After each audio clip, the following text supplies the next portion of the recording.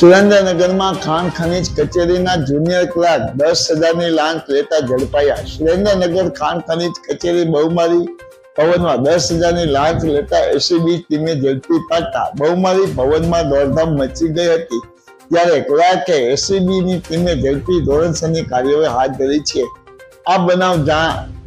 આ બનાવની જાણમાં મળતી વિગત મુજબ ફરિયાદી નાગરિકે સિલિકા રેતી લીઝની માંગણી કરેલી હતી, જે લાંબા સમયથી પેન્ડિંગ હોય તેના માટે જરૂરી માહિતી મેળવવા માટે જાગૃત નાગરિકે આઈકે અન્ય માહિતી માંગેલી હતી. ત્યારે માંગેલ માહિતી કચેરી તરફથી અધૂરી હોય અને બાકી રહેલી માહિતી પૂરી આપવા સારું આ કામના આક્ષેપિત જેઓ માહિતી કચેરી તૈયાર કરવાની પ્રક્રિયા કરતા હોય ત્યારે 10,000ની લાંચની માંગણી ફરિયાદી પાસે કરી હતી. ખાણ ખનીજ કચેરીના જુનિયર ક્લાર્કે કરી હતી અને લાંચ લેતા રંગે હાથે ઝડપાઈ ગયા હતા. માયાજાન ન્યૂઝ ચેનલ જયેશ ચૌહાણ અને આગળની કાર્યવાહી એન્ટી કરપ્શન દ્વારા હાથ ધરવામાં